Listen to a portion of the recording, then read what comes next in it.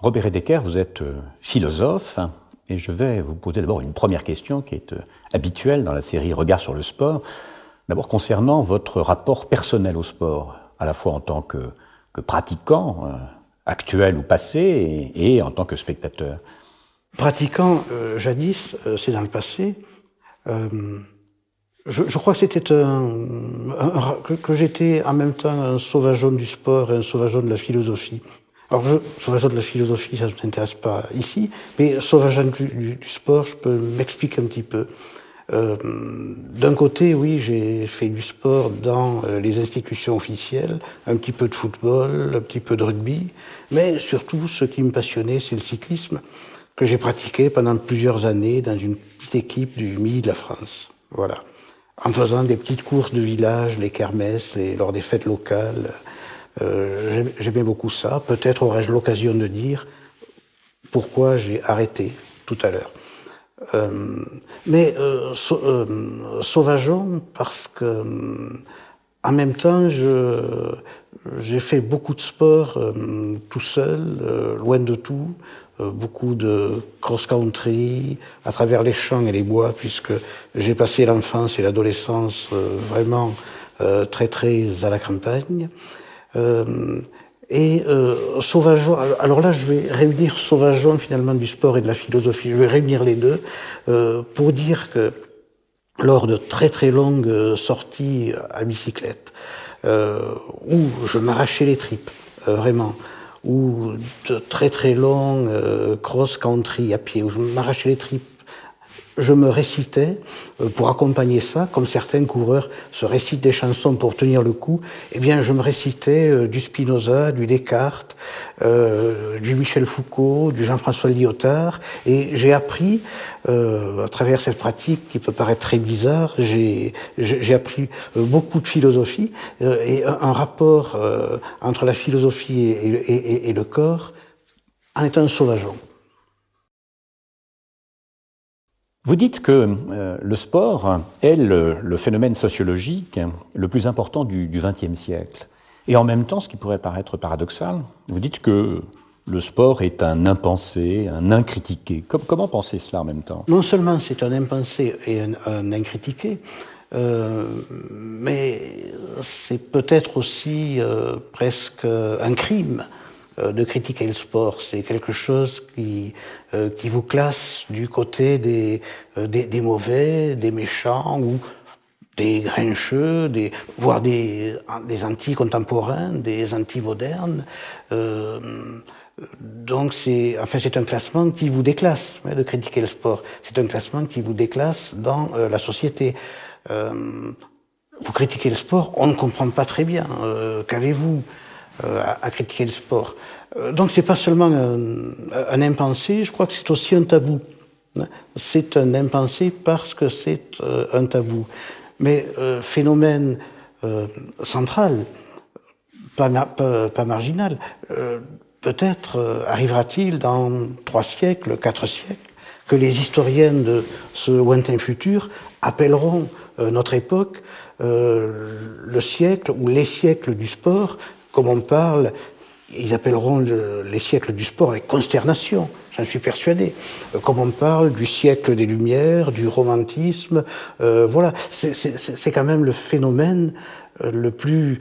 Mettons-nous sur une autre planète, mettons-nous sur Mars, regardons la Terre, et l'on voit toute la Terre s'amuser, faire des courses, s'amuser sérieusement, nous reviendrons là-dessus, faire des courses à pied, des courses de bicyclette, des jeux de ballon.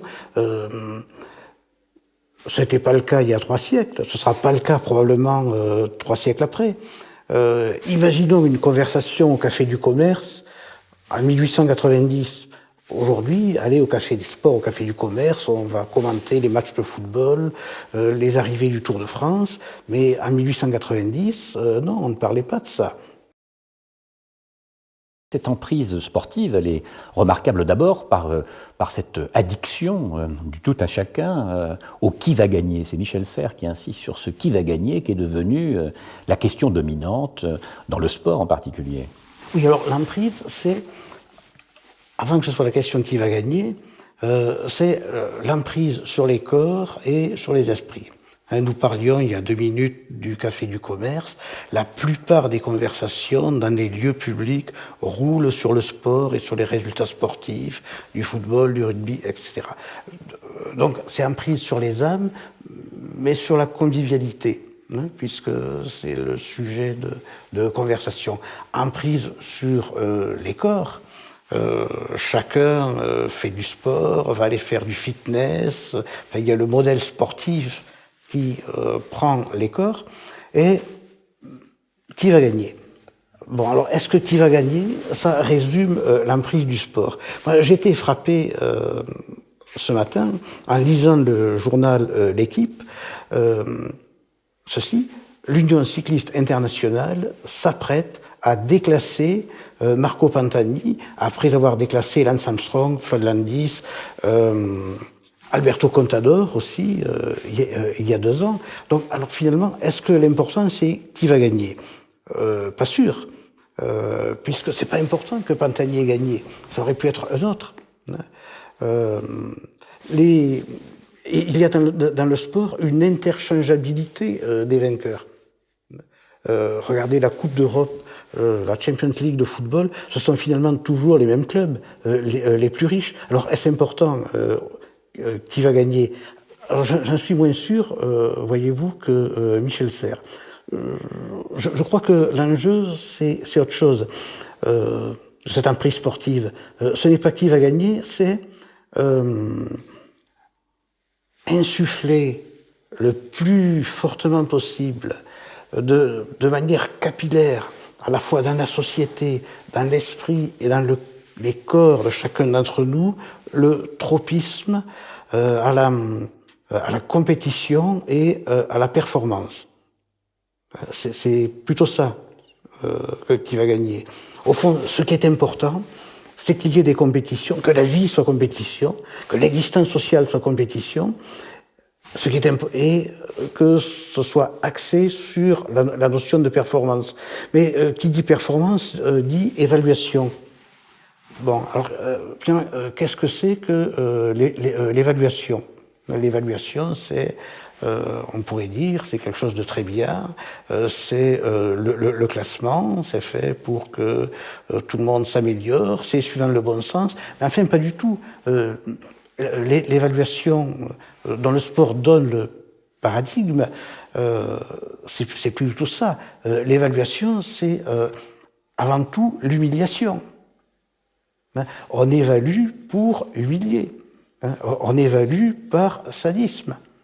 Vous voyez, donc il me semble que l'enjeu n'est pas simplement qui va gagner. Il y a d'autres notions qu'il faut articuler pour comprendre ce que c'est que l'emprise sportive. L'emprise sportive diffuse l'impératif de l'évaluation qui, dans les sociétés actuelles, organise l'humiliation de chacun.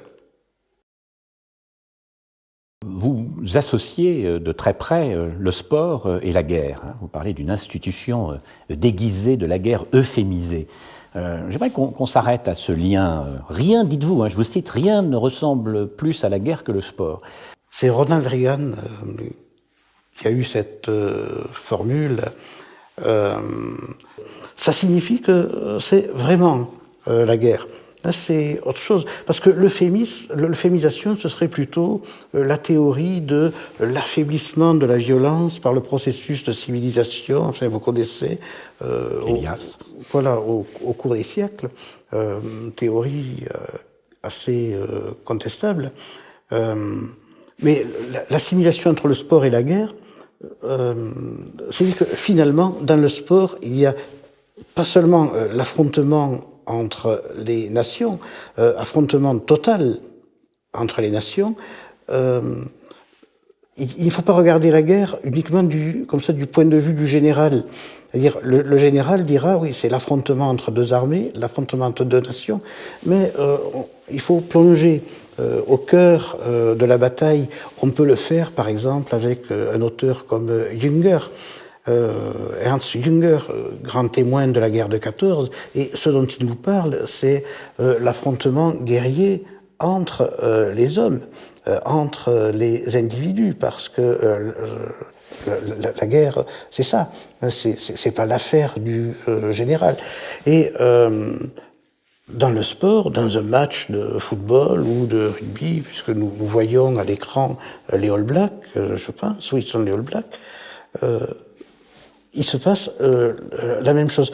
Récemment, un ancien grand joueur de rugby m'a dit ceci, et alors ça va éclairer complètement le propos que je viens de tenir. Quand je tapais une chandelle, le mec en face, j'avais envie de le tuer. Le mec en face qui allait me disputer, j'avais envie de le tuer. Bon, dans les tranchées de 14, au moment de l'assaut, c'est ça. Voilà. Donc il me semble que dans la compétition sportive, nous parlions là de matchs de rugby, l'état psychologique, c'est le même que entre individus, c'est le même que celui de la guerre. D'où le propos de Reagan, je crois qu'il touche très juste, et ça n'a rien à voir avec l'euphémisation. Je crois qu'il veut montrer que la violence extrême, elle est là, c'est la même que celle sur le champ de bataille. Vous ne dites pas ce que l'on dit, ce qu'on peut dire assez couramment, c'est que le sport, ça sert à faire la guerre, de montrer que les activités sportives et les activités militaires se sont développées de pair. Là, vous allez plus loin, c'est-à-dire que vous parlez même de l'essence du sport comme tel, aurait quelque chose à voir avec la guerre. Oui, c'est pas... Alors ça a été pensé, la gymnastique au début du XXe siècle a été pensée comme, après la défaite de 70, on a vu que... les armées prussiennes en 70 étaient beaucoup mieux préparées parce que il y avait toute la gymnastique allemande derrière. Bon, et en France, nous avons eu l'idée, oui, il fallait du sport, il fallait de la gymnastique pour préparer l'armée. Et évidemment, cela, c'est vrai. Mais je crois que c'est pas le plus important. Le plus important, c'est de dire, nous n'avons pas à faire une analogie. Nous avons affaire à la même chose. Ou si on revenait à Husserl, je crois que le destin de l'Europe, l'Europe devenant planète, ça passe par le sport. Et que, contrairement à ce qu'on dit en général, sur la mondialisation, dans la mesure où la Chine, probablement un jour l'Iran, les États du Golfe Persique, les États maghrébins ou africains entrent dans le système compétitif du sport spectacle, du sport de très haut niveau, ils entrent dans j'allais dire les valeurs, mais ce sont des anti-valeurs, voyons ce mot par commodité, dans les valeurs qui sont celles de l'Occident. Sans doute est-ce là le mauvais côté de l'Europe et le mauvais côté de l'Occident, c'est-à-dire le mauvais côté de ce qui a été libéré par la révolution des temps modernes à partir du XVIIe siècle. Descartes doit rendre comme maître et possesseur de la nature, mais surtout, ce qui est l'essence du capital, l'infinitisation, la haine de la limite. C'est cela que l'Europe a libéré, que l'État moderne ont libéré. Et c'est cela dont le sport est à la fois comme ça le catéchisme et la réalité vécue. Et tant dans la mesure où les civilisations extra-européennes entrent dans le système sportif, elles adoptent à la longue ce que l'Europe a créé au moment de la révolution des temps modernes. Si vous voulez, ça peut être l'Iran s'intéresse au football.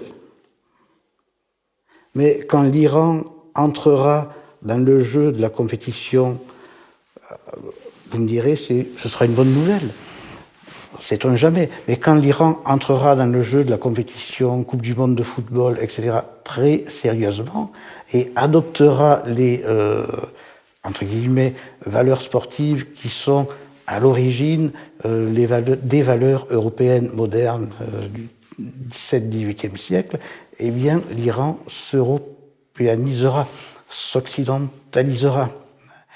Je ne crois pas que nous assistons à la défaite de l'Occident, mais, alors sans doute est-ce là pour le pire, avec le sport, la mondialisation du sport, nous assistons au triomphe de l'Occident par la conversion de toutes les autres aires civilisationnelles à ce que l'Occident a inventé au XVIIe siècle avec la modernité. Quand on parle de rivalité, de compétition, enfin la rivalité et les compétitions, c'est pas tout à fait la même chose, mais les ethnologues, par exemple Lévi-Strauss ou Pierre Classe, ont très bien montré que, par exemple en Amérique du Sud, chez les Amérindiens, il y a bien des formes de jeu qui peuvent fonctionner sur des manières de rivalité, mais qui ne sont pas des compétitions et qui ne conduisent pas à des évaluations, disons, au terme de cette compétition. Oui, clastre la guerre contre l'État, empêchant, sans que ce soit une finalité consciente, l'émergence d'un pouvoir étatique. Dans l'agone ou la rivalité qui est apparemment consubstantielle à l'existence humaine, il n'y a pas nécessairement mesure, évaluation, classement, mémoire de ce classement. Il n'y a pas le fanatisme du chiffre qui est propre au sport. Mais enfin, s'il est propre au sport, je crois que ce fanatisme du chiffre, c'est d'abord le capital, hein, si vous voulez. Bon, et ça s'articule, enfin, la naissance du sport en Angleterre, au début du XIXe siècle, c'est au moment de la révolution industrielle et au moment où le capitalisme a vraiment pris son essor et part à la conquête, pour combien de temps on ne sait pas, mais part à la conquête de la planète entière. Puis n'oublions pas que chez les Grecs, par exemple, l'agone, la rivalité, ça va de pair avec la philia, c'est-à-dire que l'amitié suppose aussi une sorte de rivalité, d'émulation entre les amis. Oui, dans une équipe de football, dans le sport-spectacle, il ne peut pas y avoir d'amis. Paul Lyonnais a très bien, dans ses livres sur le sport, Paul Lyonnais a très bien montré que tous les joueurs d'une équipe de football sont certes solidaires en tant qu'équipe, mais sont tous rivaux à mort entre eux, parce que le public ne donnera sa faveur qu'à deux ou trois d'entre eux. Dire que la compétition n'est pas la compétition entre le Paris Saint-Germain, le Real Madrid ou l'FC Barcelone, c'est la compétition entre les joueurs dans chaque équipe pour être l'un des deux ou trois que planétairement le public élira. Et alors, vous deviendrez à la fois une idole et un milliardaire. Est-ce que vous croyez que les dérives sportives sont à rapporter à une sorte d'oubli, je dirais les dérives sportives à travers les institutions sportives, hein, précisons les choses. Est-ce que ça serait lié à l'oubli, au fond, du jeu dans sa forme première, comme confrontation spontanée, comme rivalité spontanée ? On peut penser que une institution comme l'Église catholique n'a pu exister, et c'est un catholique pratiquant qui vous dit ça, bon, n'a pu exister et n'a pu perdurer dans le temps que parce que elle a dû faire oublier le message de départ. Bon, et qu'à chaque instant, elle doit faire oublier à chaque croyant la foi qui est débordante. Au fond, l'institution est là pour canaliser, et cette canalisation suppose un oubli organisé. Je suis persuadé que dans le sport, cette structure-là se répète. Au fond, pourquoi, lorsque nous sommes enfants ou adolescents, pourquoi aimons-nous le sport ? Bon, d'abord, enfin, il y a plusieurs explications. D'abord parce que le sport donne un sentiment d'immensité. parce qu'il est anti-égologique, tant qu'il n'est pas institutionnalisé. C'est-à-dire, finalement, ça n'est pas le culte du moi, hein, comme le fera le sport commercial avec voilà, le culte de la personnalité du sportif. Bon, ce n'est pas le culte du moi, c'est quelque chose qui existe dans l'instant, et puis une sorte de... Oui, on peut parler de mystique, une sorte de communion avec les éléments, oui, de sentiment d'immensité. C'est une idée que je reprends chez un philosophe qui s'appelle Le Lanou. Bon, c'est pour ce sentiment d'immensité que nous pratiquons du sport dans la jeunesse. Bon, c'est aussi pour le jeu. Le jeu qui est la liberté. Et les institutions sportives détruisent cela. Parce que le jeu, finalement, c'est dangereux pour le sport organisé. Même, je me souviens d'un joueur, des joueurs de rugby comme Joe Mazzo, des choses comme des gens comme ça.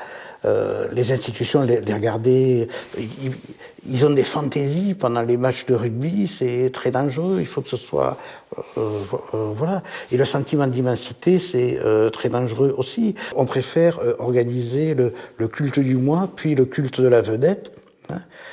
Voilà, vous êtes avant-centre, ça c'est votre poste, mais le jeu, non. Le jeu, vous débordez ce poste-là. Alors, tout à fait au début, vous posiez une question sur ma pratique personnelle. Je peux apporter une précision. Je vous parlais de sauvageon, une précision de sauvageon.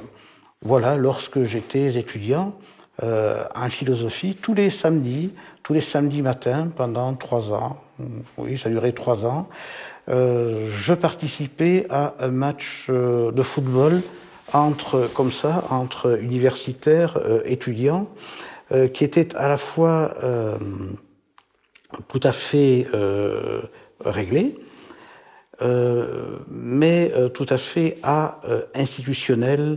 Nous n'avions même pas d'arbitre. Nous n'avions pas d'arbitre. C'était sur un terrain de la cité Daniel Fauché à Toulouse, où aujourd'hui, je crois, il y a le Casino Barrière. Et nous nous retrouvions là. Voilà, 11 contre 11, mais les postes n'étaient pas fixes. Voilà, on variait, on faisait ça à la fois avec sérieux, mais ce n'était pas le sérieux institutionnel. Je crois que la 3F aurait bien aimé cadrer ça, mettre un nom sur les équipes, mettre un arbitre avec un chronomètre, mais non. Bon, quand il y avait des fautes, des brutalités, il y avait des fautes, des brutalités, il y avait les sanctions que donnent les arbitres, mais finalement, nous les donnions nous-mêmes. C'est être un sauvageon, je crois, un sauvageon dans le sport. C'est le jeu, mais c'est l'antisport. Là, nous sommes dans le jeu antisport. L'institution ne peut pas supporter qu'il n'y ait pas d'arbitre, que les équipes ne soient pas déclarées à la 3F.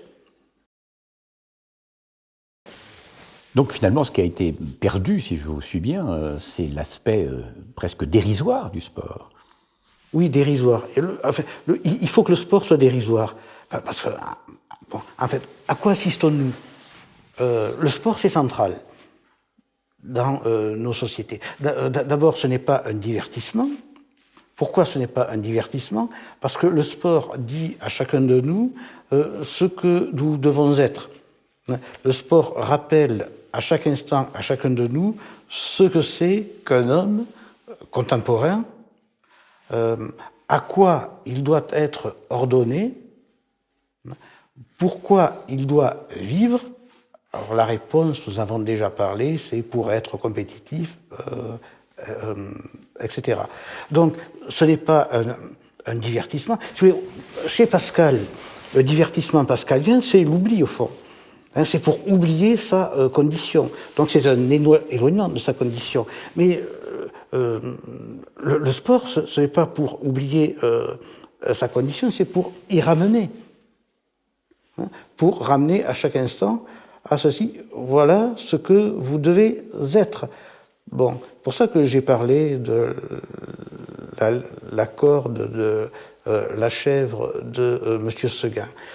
Bon, alors donc ce n'est pas un spectacle, ce n'est pas dérisoire, c'est central. Or, à mes yeux, en effet, oui, sans doute au début du XXe siècle, à la fin du XIXe, le sport c'était dérisoire.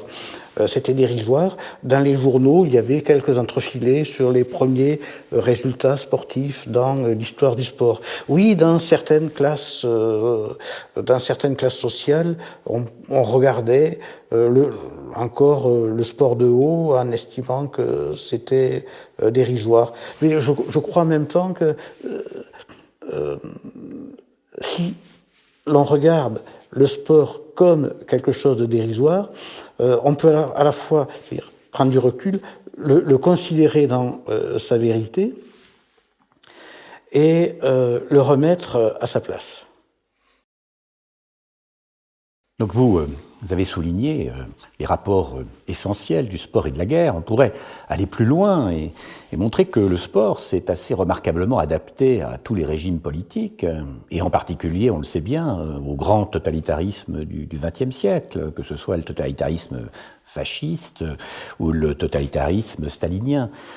Quelle leçon on peut tirer de cela? Oui, quand on remonte aux origines du sport, début du XXe siècle, quand on lit Pierre de Coubertin et d'autres, on voit bien que ces gens-là ne sont pas...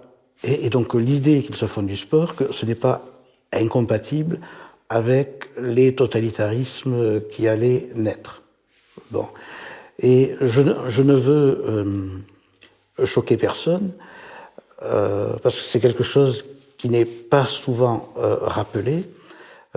Pierre de Coubertin a manifesté à plusieurs reprises sa sympathie pour Hitler. Bon. Après la Seconde Guerre mondiale, il n'y a pas eu de dénazification du Comité international olympique. Et des gens qui étaient des admirateurs du nazisme ont continué à avoir des postes très élevés dans le CIO. Alors, mais c'était une question de compatibilité, et fascisme, nazisme, stalinisme ont pu utiliser le sport parce qu'il était compatible avec leur idéologie. Et je ne crois pas, comme Jean-Marie Braun, etc., que le sport soit fasciste. Je pense que c'est autre chose. Donc il y avait comme ça cette compatibilité. On sait très bien que la RDA a utilisé le sport, d'abord comme une arme de guerre, comme une arme diplomatique, dans les années comme ça, 70, c'était un régime post-stalinien. La RDA, un régime tout à fait déplaisant. Bon. Mais je crois que la vérité est différente. Ces régimes ont utilisé le sport, mais à la fin, il me semble que c'est le sport qui les a utilisés pour répandre planétairement son idéologie. Et le fascisme, nazisme et stalinisme sont morts. Le sport est toujours là, avec la même idéologie que sous le fascisme, le stalinisme et le nazisme. Et ce n'est pas une idéologie fasciste, hein, c'est l'idéologie, en quelque sorte, comme ça, du capitalisme absolu,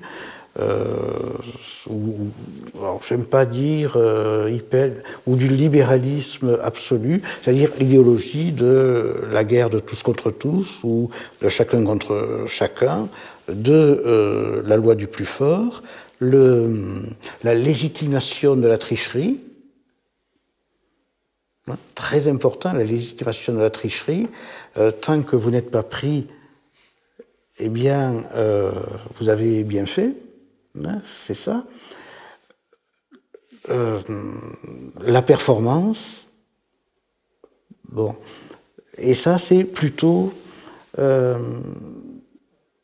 proche de l'essence du capitalisme que de celui du fascisme ou du nazisme, hein, si vous voulez. Et l'autre chose, l'autre grande différence, il me semble, c'est que dans le fascisme et le nazisme, le sport était la production d'un collectif.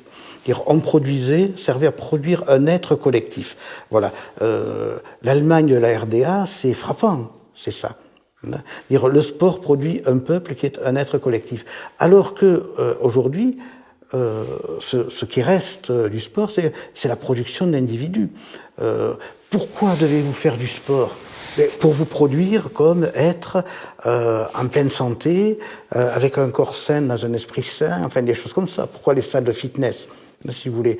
Et le phénomène de la vedette sportive aujourd'hui, qui est donc de la star sportive, qui est très différent de la vedette d'il y a 4-5 décennies, c'est le football a produit tel et tel individu. Donc on est loin du fascisme et du nazisme.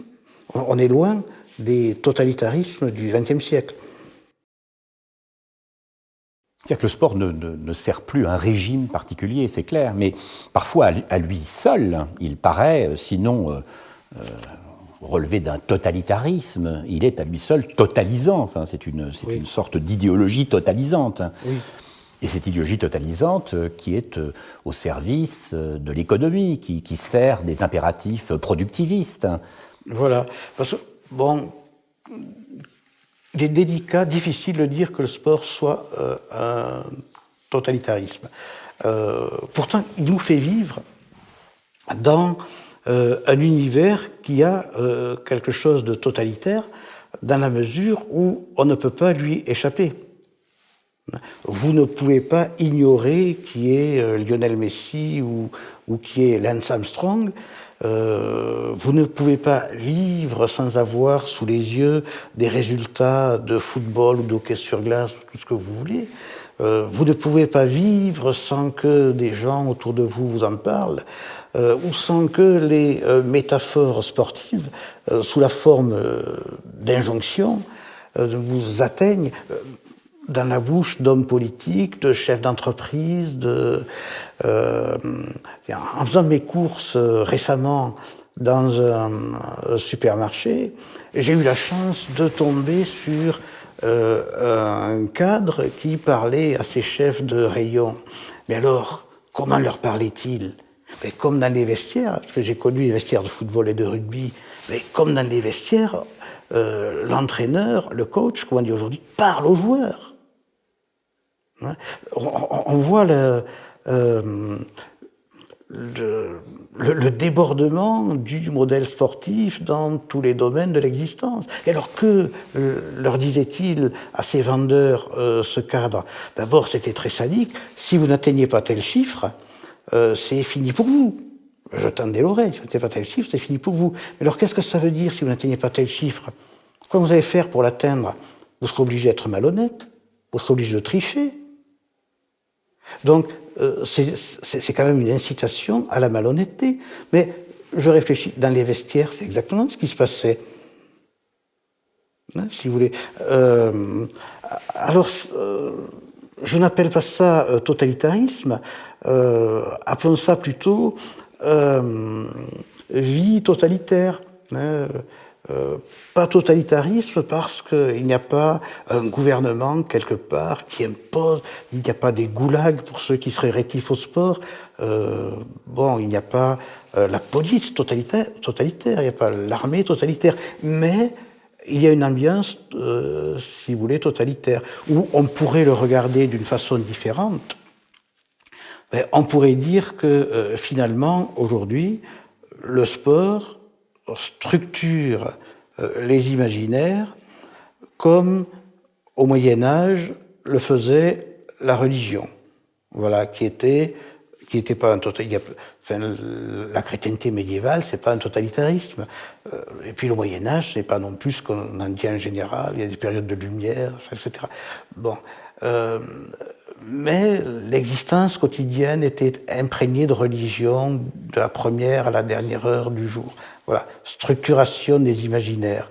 J'ai l'impression qu'aujourd'hui le sport joue ce rôle-là, structure les imaginaires. Une grande différence, c'est que alors que la religion est construit sens et transcendance, et ordonne l'existence de chacun à quelque chose qui le dépasse, et même à la longue durée. Le sport structure l'imaginaire avec du vide. C'est à la fois de mettre en relation le phénomène sportif dans sa forme contemporaine et peut-être la fin, entre guillemets, du politique, parce qu'il y a un triomphe de l'économie, de l'économisme dont le sport est un symbole, et puis du post-religieux, parce qu'il y a tout de même dans le sport des formes de religiosité nouvelles, sans dire que le sport est une nouvelle religion. Il y a des formes de religiosité, il y a des formes de superstition nouvelles. Ces images, par exemple, là, sont assez significatives. Oui. Le crucifix sur fond de filet de football. Oui, et quand le vainqueur de la Coupe du Monde de football ou d'autres coupes lève la coupe, ça, il y a une ovation généralisée, c'est un geste sacerdotal.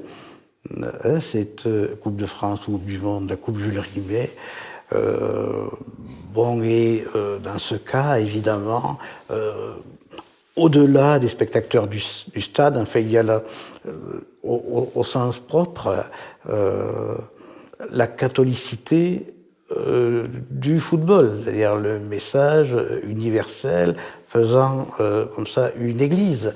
Mais la différence, c'est évidemment les valeurs. D'abord, c'est du TOC, et puis c'est une religion TOC, et puis les valeurs que ça transporte.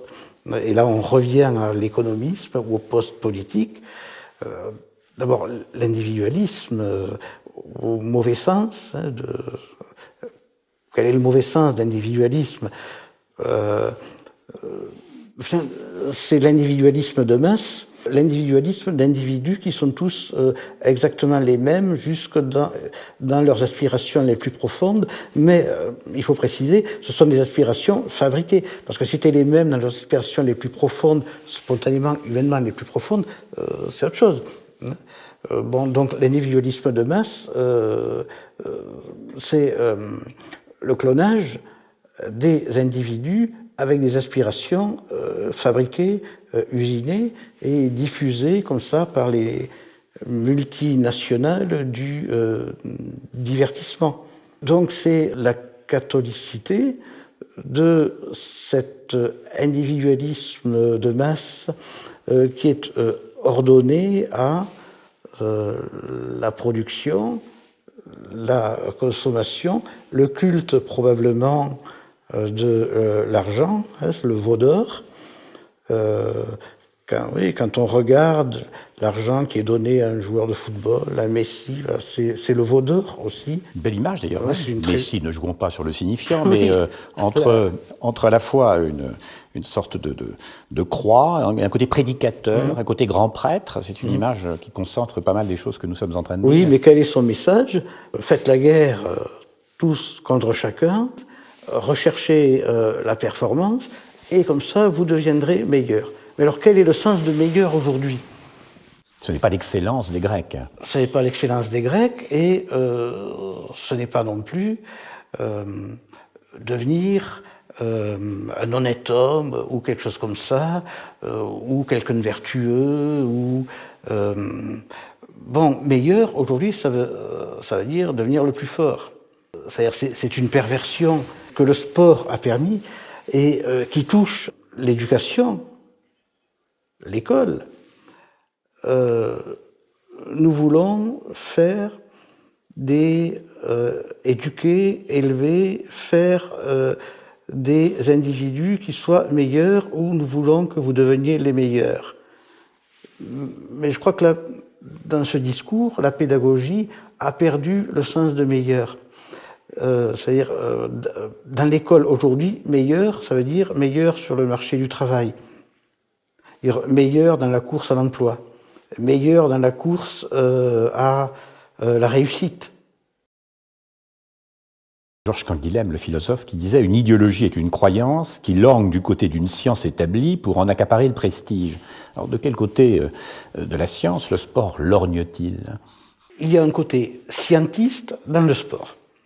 Voilà. Alors le côté scientiste, on le voit dans le fanatisme du médical, du physique aux sciences physiques, de la balistique, de la chimie qu'il y a dans la préparation des sportifs, et même le fanatisme de la psychologie, hein, qui est dans la préparation des sportifs. Ça, c'est le scientisme.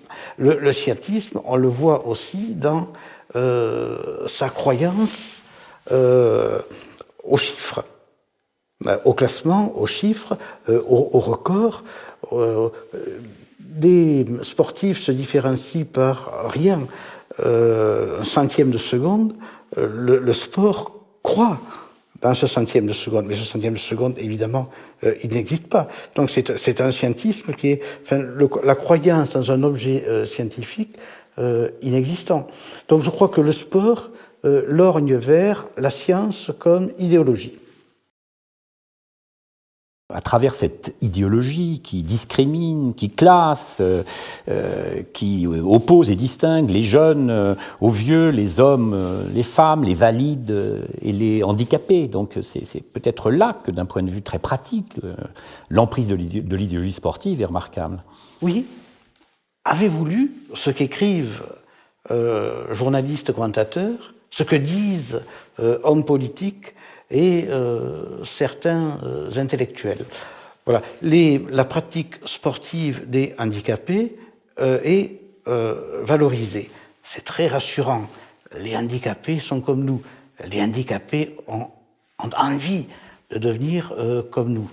Bon, mais c'est une valorisation, je trouve, qui est particulièrement perverse. Parce que, finalement, un handicapé n'a droit à la dignité qu'à partir du moment où il oublie, refuse ou finalement méprise son handicap et devient comme les valides malgré son handicap, hein, d'où l'admiration pour Pistorius qu'on peut aussi analyser sous d'autres aspects. Je trouve ce discours sur le sport handicapé particulièrement déplaisant parce que il est quelque chose qui signifie que le handicap, la souffrance du handicap, n'est pas quelque chose qui en soi est une expérience humaine fondamentale. Nous sommes dans un monde qui est incapable de comprendre ce qu'a écrit Pascal, Prière à Dieu pour le bon usage des maladies. Dire qui est incapable de comprendre qu'il y a dans la maladie quelque chose que les non-malades ne peuvent connaître. Qu'il y a dans le handicap une expérience humaine, une richesse humaine que les non-handicapés ne peuvent connaître. Tenez, je pense à Joël Bousquet. Le poète de Carcassonne, voilà, le supplicié de Carcassonne. Le poète de Carcassonne, bon, grand écrivain de l'histoire de la littérature française, blessé pendant la guerre de 14, avec son corps détruit, son corps meurtri. Il passera toute sa vie, une longue vie, sur un lit à Carcassonne, et qui avait conscience de ce que lui apportait la singularité de cette situation-là. J'ai lu les livres de Joël Bousquet, mais il n'y a jamais eu chez lui quelque chose de comparable au discours que journalistes et politiques tiennent sur les handicapés à l'occasion des Jeux handisport. C'est-à-dire, il n'a jamais cherché à être comme quelqu'un qui peut se remuer, comme chacun d'entre nous. On pourrait imaginer que le sport célèbre le triomphe du corps, alors que vous dites, ce qui est un paradoxe, que le sport repose sur la haine du corps. Haine absolue du corps. Que veut un sportif? C'est Tom Simpson que nous voyons, qui a poussé la haine du corps, de son propre corps jusqu'au trépas. Non mais que veut un sportif? Qu'est-ce que le corps pour un sportif? Alors, c'est la matière première. Bon, sauf que cette matière première, ce qui gêne beaucoup le sportif, elle est comme Descartes, comme le dit Descartes. Descartes, c'est pas le dualisme du corps et de l'âme, mais c'est le mélange du corps et de l'âme.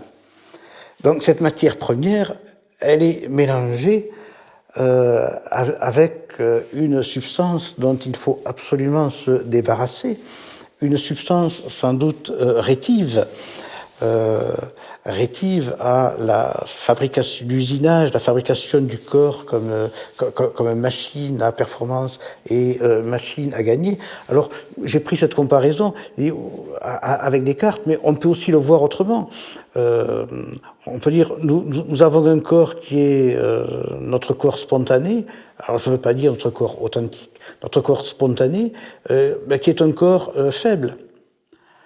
Et ce corps faible doit être détruit pour devenir un sportif.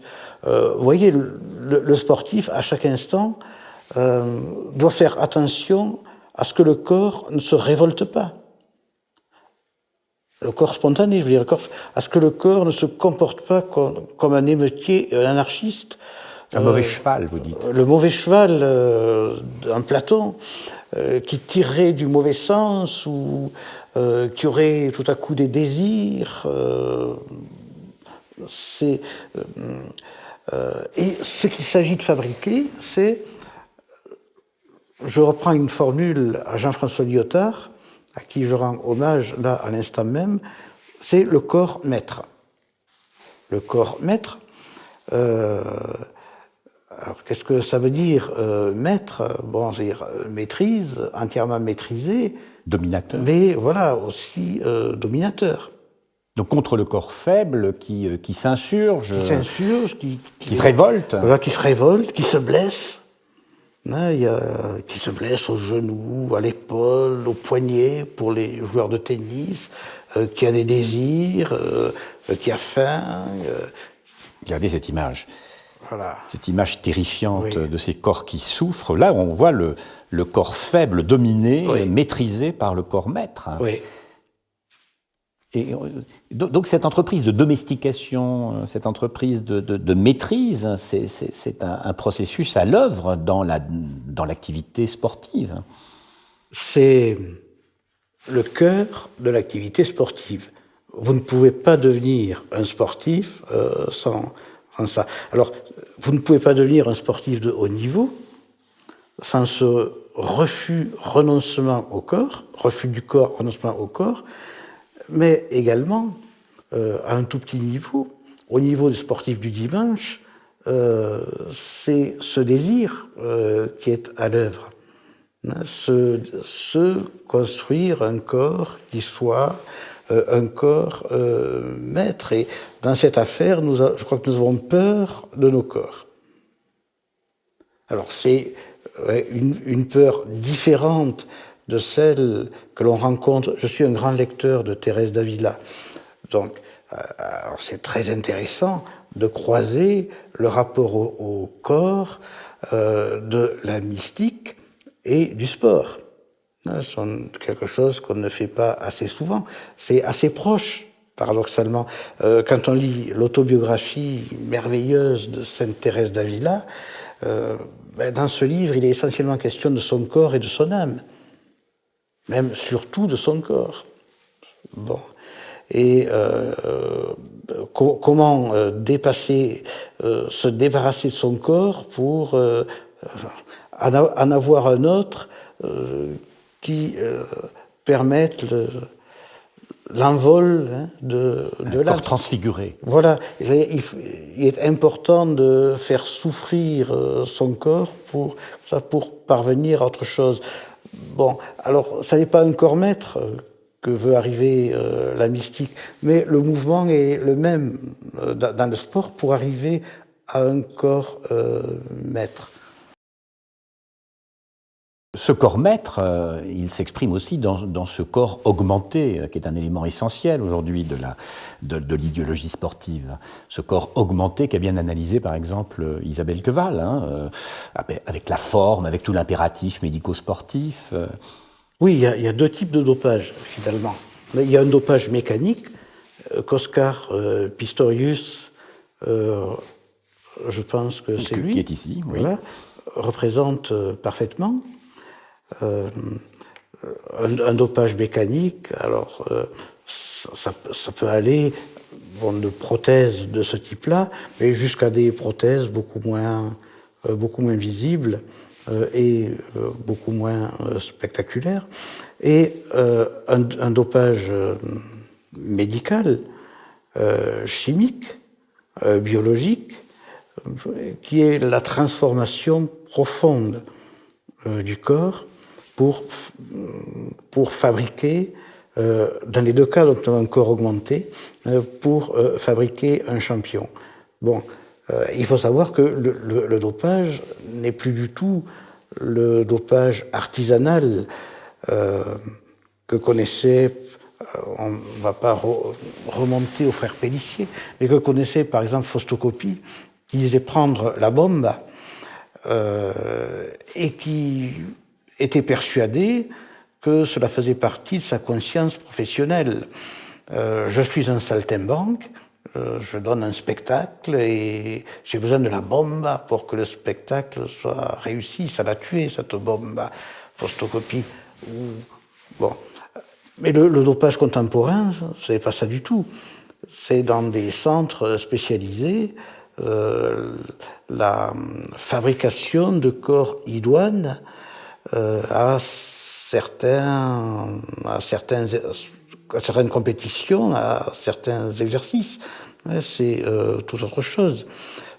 Là, ce dopage, lorgne vers Frankenstein, mais lorgne vers, à nouveau, pour reprendre votre question de tout à l'heure, à nouveau vers la science et le scientisme. Au fond, les sportifs issus du dopage ne sont plus tout à fait, ou plus du tout, des humains comme vous et moi. Ils sont déjà d'une autre composition, ils sont déjà d'une autre race. On peut dire que le sport cherche aussi à... c'est en ce sens qu'il faut le tenir pour raciste, pas au sens habituel de raciste, mais cherche à fabriquer une autre race humaine, une sorte de race des seigneurs, sauf que ce n'est pas la race des seigneurs nazis, c'est-à-dire ce ne sont pas des SS qui vont assassiner les gens, mais ce sont quand même... donc c'est un monde à part, et une race à part qui est capable de performances physiques absolument extraordinaires, donc qui sont des seigneurs dans le domaine du physique et du biologique. Voilà ce que fabrique le dopage. Le sport apparaît, là, tel que nous en parlons, comme une forme d'eugénisme dépolitisé. Évidemment, il n'y a pas il n'y a pas de politburo, il n'y a pas d'idéologie clairement directrice, mais ça revient un peu au même. Chez Habermas, vous avez l'eugénisme libéral. C'est assez proche. C'est pas l'eugénisme... Alors, il est certain que l'eugénisme est quelque chose qui a beaucoup d'avenir dans nos sociétés. On croyait dépassé à la fin de la Seconde Guerre mondiale, jeté aux poubelles de l'histoire, mais on pourra choisir nos enfants, comment ils seront physiquement, ainsi de suite. Et puis, comme ce sera une demande générale, personne ne pourra s'y opposer de toute manière, puisque la science le permettra. Ça, c'est l'eugénisme libéral. Je crois que le sport a tout à fait sa place, son rôle dans cet eugénisme libéral. Avec une double décadence, à la fois des corps et des esprits, à la fois soma-facture, psychofacture. Oui. Enfin, soma-facture ne touche pas tout le monde. Il est frappant de remarquer que les sportifs ne parlent jamais d'esprit ou d'âme, mais ils parlent, comme de plus en plus les coachs d'entreprise, de mental. Bon. Et de mental, évidemment, un mental de loser, non. Ça serait intéressant. Quelqu'un qui aimerait perdre, si, peut-être était-ce Poulidor. De mental de gagnant. Et il y a la promotion permanente du mental de gagnant. Mais enfin, ce mental est finalement, par rapport à l'âme ou à l'esprit, ce qu'est le corps maître par rapport au corps faible, sans faire de dualisme, par rapport au corps faible dont nous parlions tout à l'heure. Ce mental travaille à empêcher que des éléments ou des forces psychiques viennent perturber l'attention vers la réussite ou vers la performance. Le mental, c'est l'âme transformée en muscle. Oui, c'est exactement cette chose. L'âme transformée en muscle, dire que la psychologie du sportif, ce qui séparait, paraît-il, d'après la philosophie, les hommes des animaux, l'esprit ou l'âme, donc que la psychologie des sportifs soit appauvrie au point que sa seule obsession, ce soit la victoire, le gain, la performance. Voilà. Alors, si cela ne concernait que le monde du sport, on pourrait croire à une aberration comique. Mais en fait, là encore, cela se diffuse dans toutes les autres activités. Ça devient un modèle. C'est un modèle. Dans l'entreprise, il faut avoir une mentalité de gagnant. Vous ne pouvez pas posséder, comme possédaient vos ancêtres, un esprit ou une âme.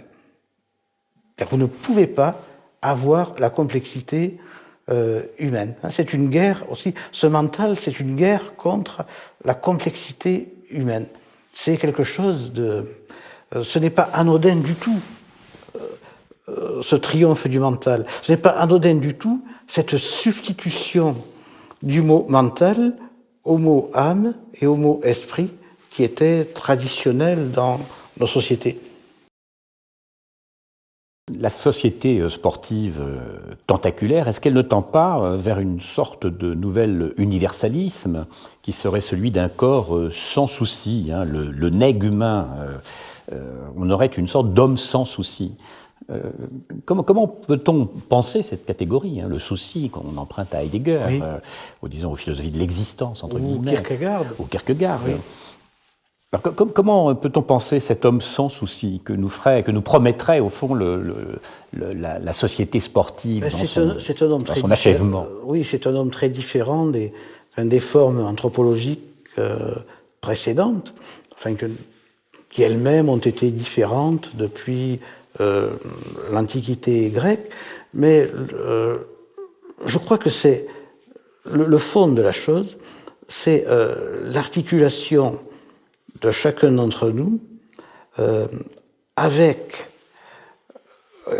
quelque chose qui est soit du domaine de la longue durée pour certains, soit du domaine de la transcendance pour d'autres.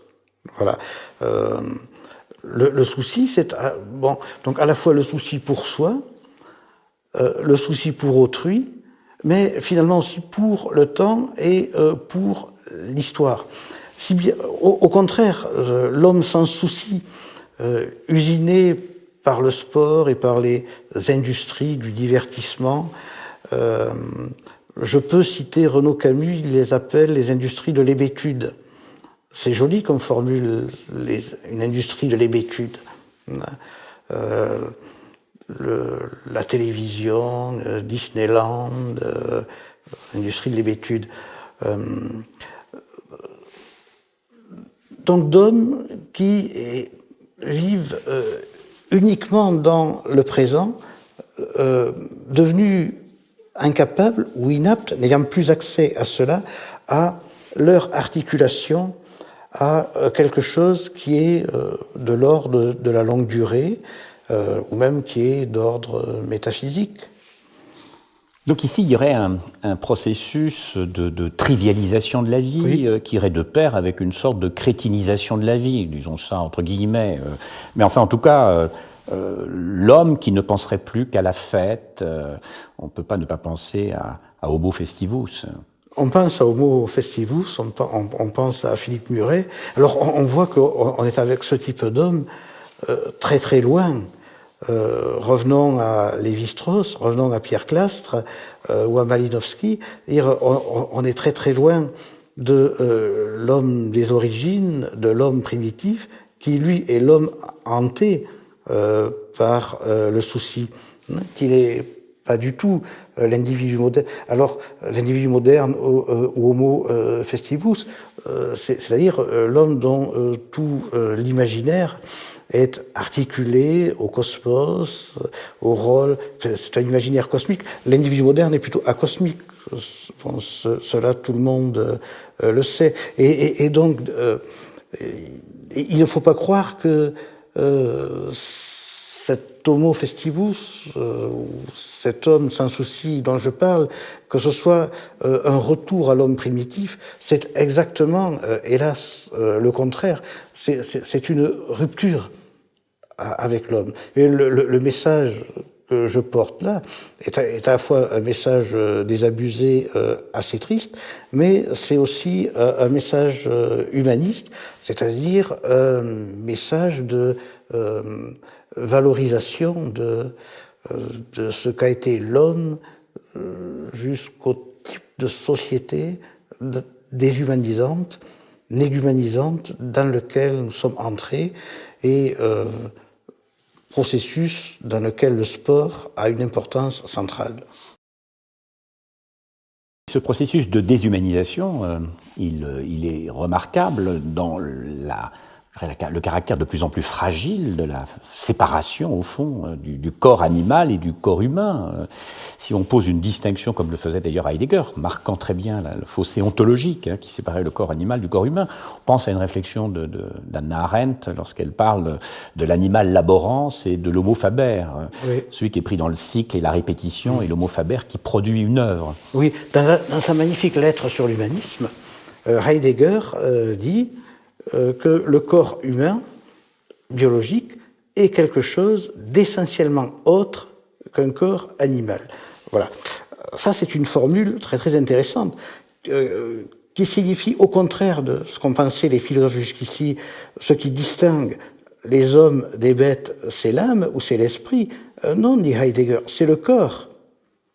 C'est le corps qui n'est pas le même, ce qui laisse entendre que finalement l'homme est peut-être le seul être à posséder ce qu'on appelle un corps. Que les animaux, bon, sont ce qu'ils sont, mais ne possèdent pas un corps. Elle est là, la grande idée de Heidegger. Or, nous vivons dans une époque comme ça, de telle confusion conceptuelle qu'on s'imagine que l'homme a une partie animale qu'est le corps. Voilà. Ou bien on s'imagine comme ça qu'il est tout animal. Je crois qu'avec Heidegger, et c'est quelque chose que favorise le sport. Le sport pousse dans cette direction-là. Donc je le trouve déshumanisant dans la mesure où il nie le fait que l'homme seul possède un corps. Ça, c'est la déshumanisation sportive. On peut aborder la dimension spectaculaire du sport, on en a déjà parlé, le sport spectacle. Le spectacle constitue l'enjeu politique, en philosophie politique, le plus important. C'est quelque chose que Platon avait découvert, pas seulement dans la République. Bon, pourquoi ? Parce que le spectacle, c'est finalement un triple cordage, une triple liaison. Et il permet le rapport de lier chacun à lui-même, de le lier aux autres et de le lier à la cité.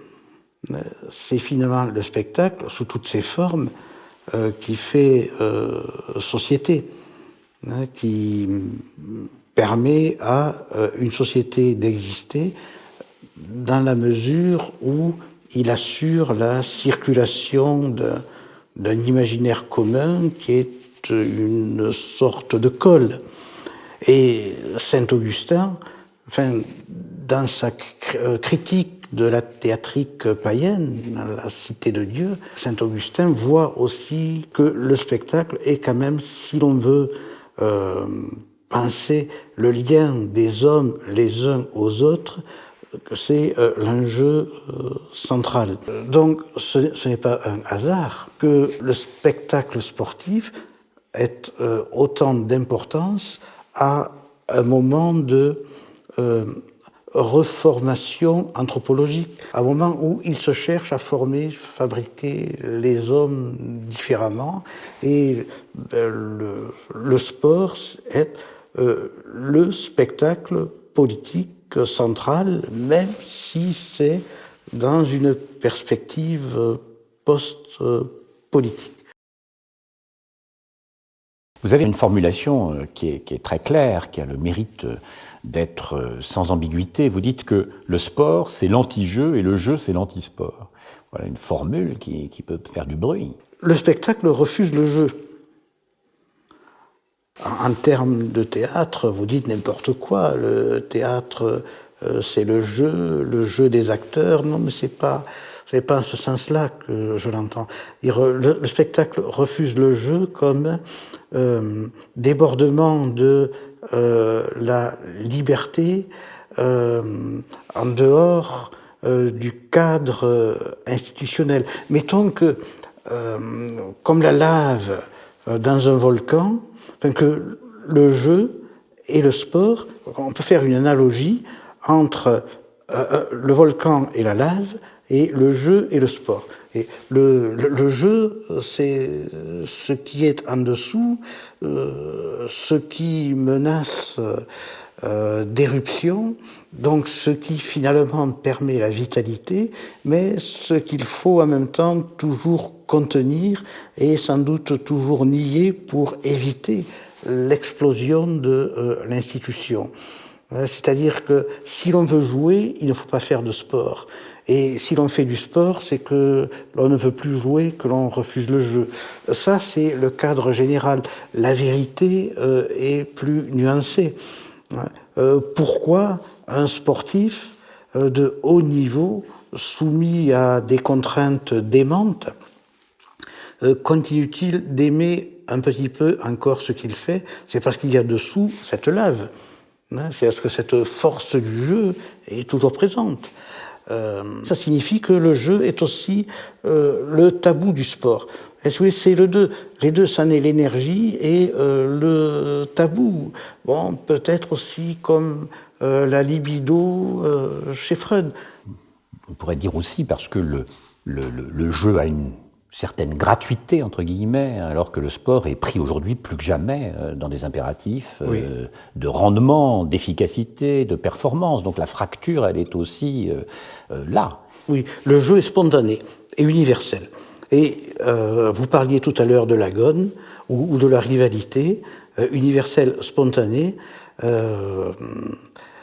alors que le sport ne l'est pas. Il est spontané, gratuit, dans toutes les formes humaines connues, étudiées. Il y a le plaisir qui est le plaisir du jeu et qui a besoin de l'épine de la rivalité. Mais on reste dans l'amitié qui a besoin de cette pointe-là. Le sport, c'est autre chose. Alors nous avons vu, c'est de la politique. Ça a été souvent de la politique dans l'histoire.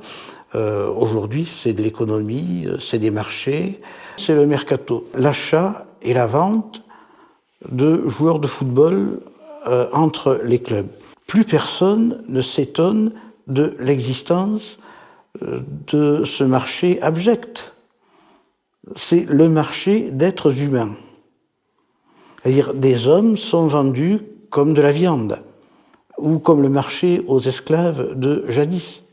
Alors, le fait que plus personne ne se pose de questions là-dessus, justement, pose question sur l'état de notre société.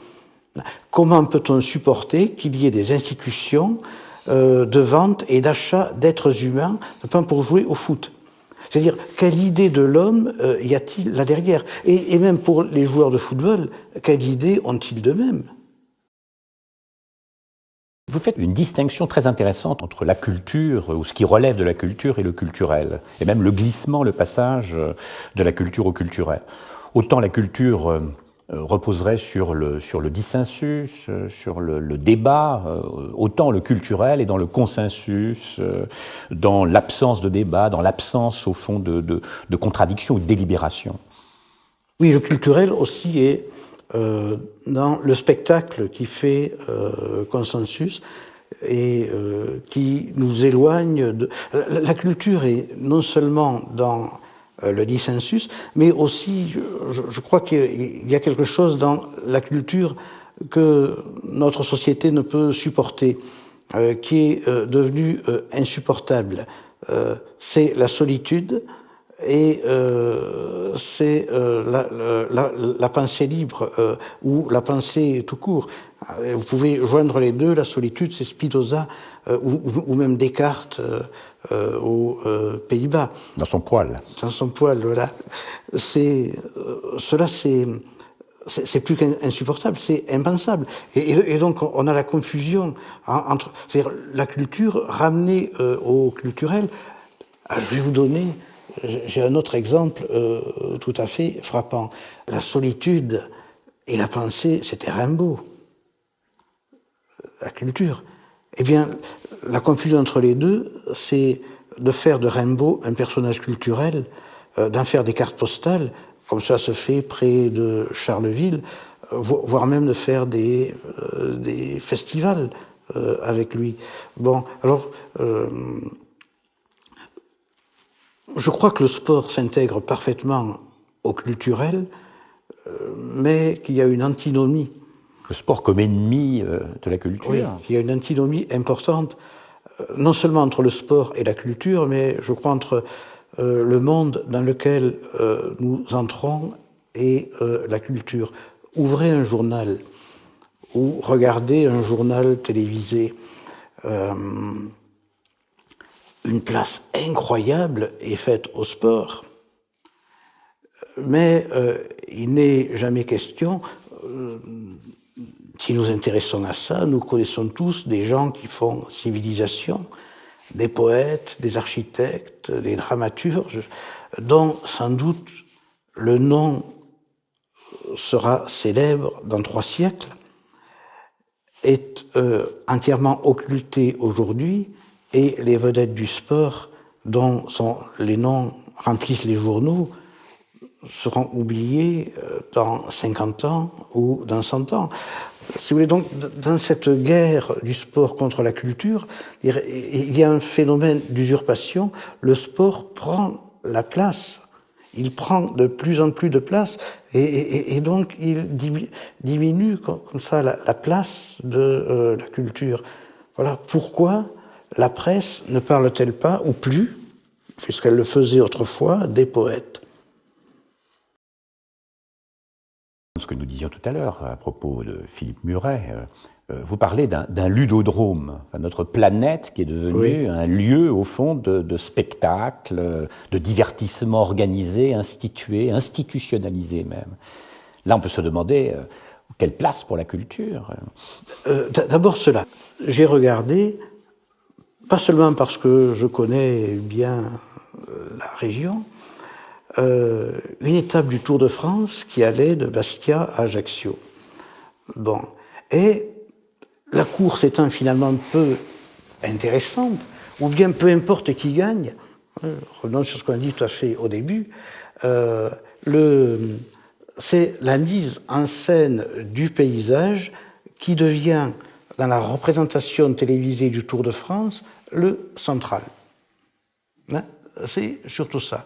Finalement, ce n'est plus un reportage sportif, c'est un dépliant de syndicats d'initiative pour la commune France ou Corse à destination, comme ça, du monde entier.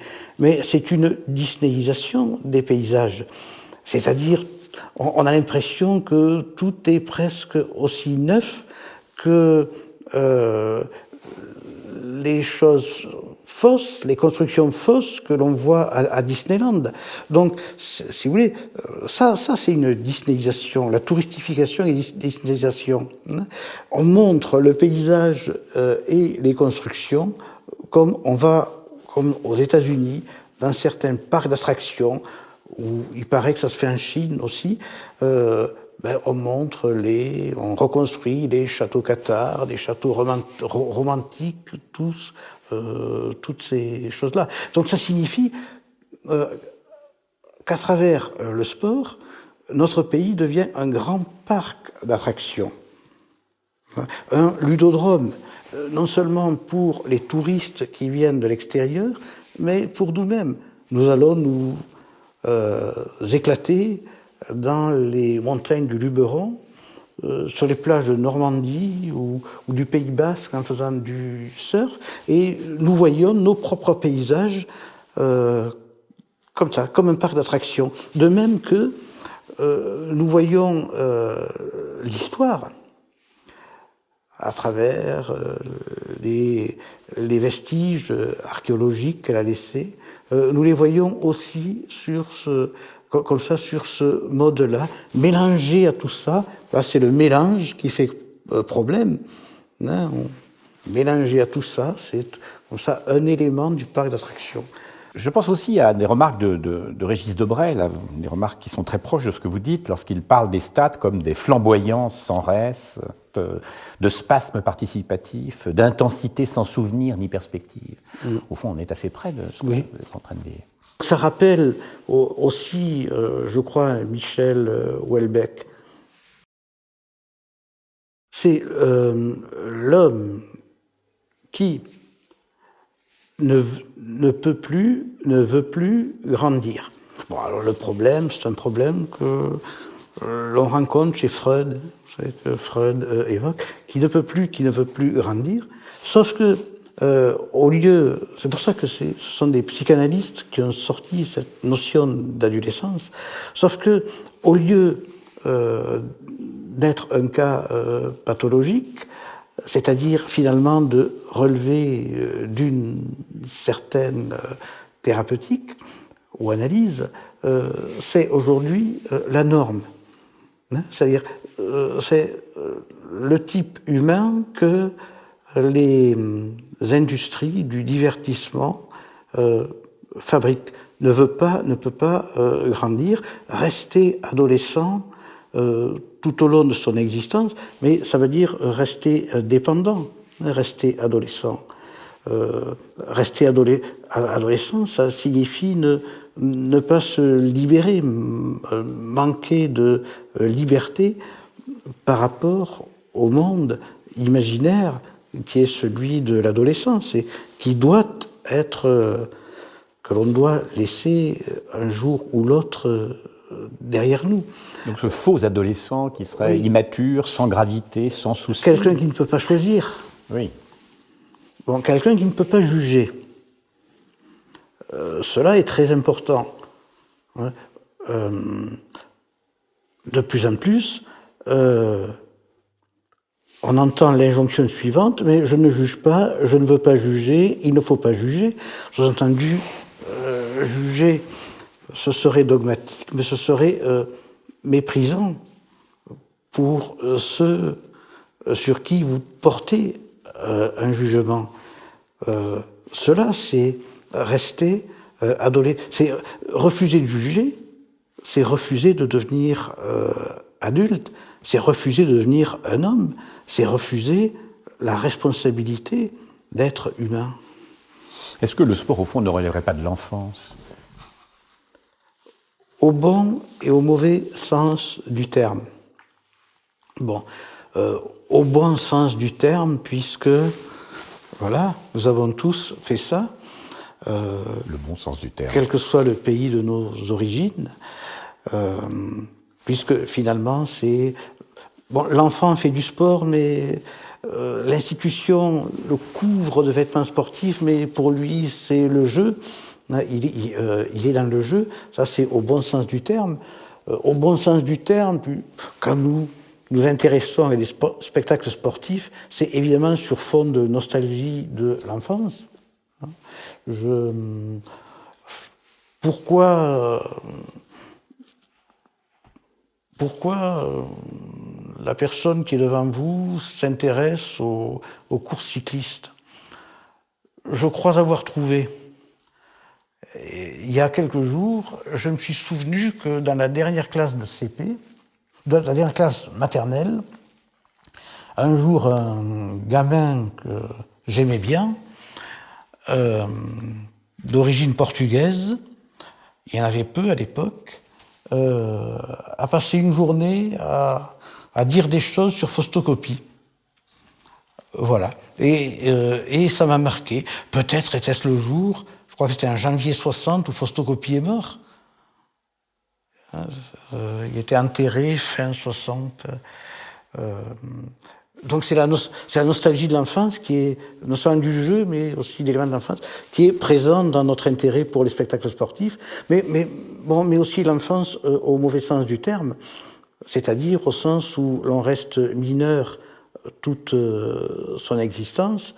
Et je suis assez proche de Kant là-dessus. Quand même, il s'agit de sortir de l'état de minorité, et la liberté, c'est de sortir de cet état de minorité. C'est-à-dire, on peut revenir sur le mercato dont on parlait tout à l'heure. Eh bien, les joueurs, c'est pourquoi c'est scandaleux le mercato. Les joueurs de foot qui acceptent d'être vendus comme de la viande sur un mercato sont dans un état de minorité, autrement dit pré-lumière ou inhumain.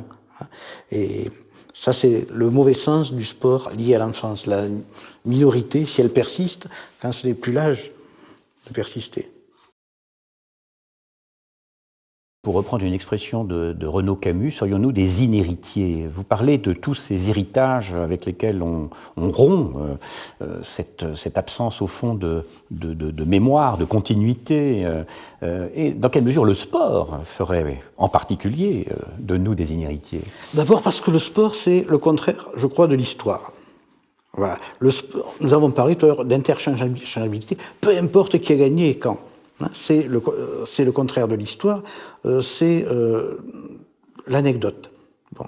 C'est le contraire de l'histoire, ça signifie, c'est l'articulation au temps court, l'être humain prisonnier de l'instant, qui est dans l'instant comme dans une cage, et qui ne peut plus voir.